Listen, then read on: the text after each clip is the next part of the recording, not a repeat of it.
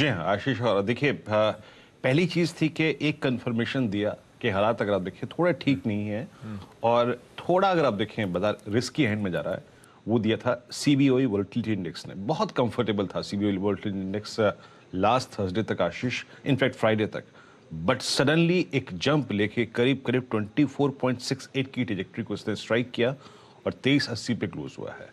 लेकिन जहां तक बात डाउ की आशीष, ये फॉल अगर आप देखें जो एवरेज डेली फॉल था, अगर मैं ट्रेजेक्टरी मान के चलूँ सिंस जून 17, जून के 17 से लेकर पूरा सेकेंड हाफ ऑफ जून, जुलाई और अगस्त के अब तक सारे इंटरडे फॉल्स की जो ट्रेजेक्टरी हुआ करती थी, जो फॉल का क्वांटम हुआ करता था, उससे कहीं शार्प था और हमने 200 डे एक्सपोनेंशियल मूविंग एवरेज को वॉलेट कर दिया। तो I think down side US market ने अपना खोल दिया है और यहां से अगर नेक्स्ट रिट्रेसमेंट लेवल की बात करें तो क्या आता है, वो है करीब करीब 32,700 का zone. But see I mean let's see क्या होता है, लेकिन हाँ 32,700 कल की इस क्लोजिंग के बाद क्वाइट पॉसिबल है। स्ट्रेंथ तभी लौटेगी अब यूएस में जब हम 33,200 जिस लेवल को हम कल डिस्कस कर रहे थे आशीष, 33,200 की ट्रेजेक्टरी को अगर रीगेन करके ट्रेड करना शुरू कर दें, तब हम अपने शॉर्ट्स को कवर करने के बारे में या फिर थोड़ा सा कंफर्टेबल होंगे। अदरवाइज ये फ्लो नीचे की तरफ थोड़ा सा अगर आप देखिए पेनफुल लगता है आशीष। खबर अब था उसमें आपने फ्यूचर्स दिखाए थे डायरेक्टर साहब, उस प्लेट को जरा फ्लिप करिएगा। ये जो फेड की हॉकिशनेस, सो कॉल्ड हॉकिशनेस का डर है, वो देखिए अब आप स्क्रीन पे कैसे प्ले आउट होगा। तब और अब की अगली plate, bond yields inch up करके वापस 3% के ऊपर 10 साल की पहुंच गई। डॉलर इंडेक्स और ओवरनाइट ट्रेड में स्वेल कर गया। इनफैक्ट 109 के जोन्स, 109 के बिल्कुल करीब 108.9 के लेवल्स पे खड़ा हुआ है।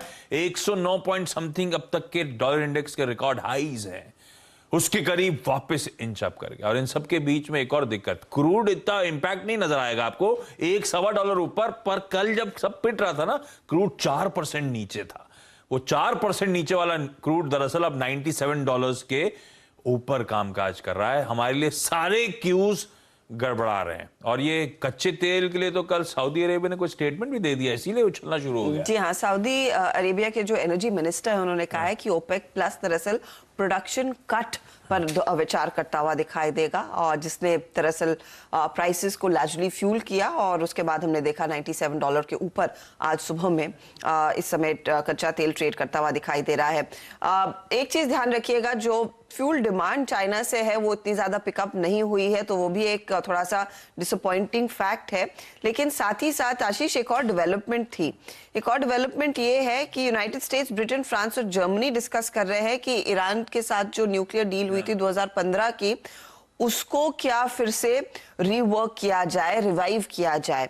तो वो भी एक चीज होगी जो शायद ईरानियन तेल को वापस ग्लोबल मार्केट्स में लेकर आ सकती है।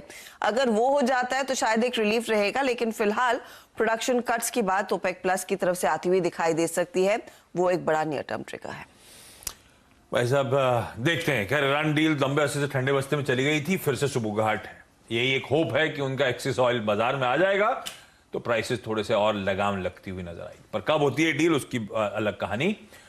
तो अब मतलब मोटा मोटी एक ही बड़ा क्यू रह गया है, वो है जैक्सन होल में फेड चेयर जेरोमी पावेल क्या कहेंगे। सब बातों पे और तूल मिलने वाला है या ठंडा पानी पड़ेगा, वो स्पीच बड़ी इंपॉर्टेंट हो जाती है। अच्छा, जियोपॉलिटिकल रिस्क की बात ना, अब जो मैंने अच्छा एक चीज और, सिटी की एक रिपोर्ट आई और वो पता है वीरू कह रही है कि यूके का इन्फ्लेशन अगले साल की पहले क्वार्टर, यानी कि अगला साल Q1 मार्च तक